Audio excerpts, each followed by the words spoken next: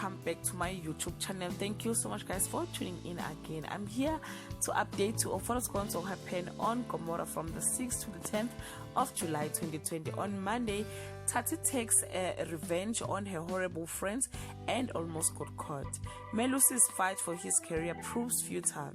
On Tuesday, Tati's second day on the job with Maza doesn't go as planned. Melusi is left devastated as all the world closes in. On Wednesday, Dogozo and London's feud end in a bloody mess. Sondo and Tati's alliance ends unceremoniously. Pretty wants in on Sondo's business dealings. On Thursday, Sondo will do anything for her people. Melusi fights on for his son. Tati realizes that Lorraine will always be Lorraine.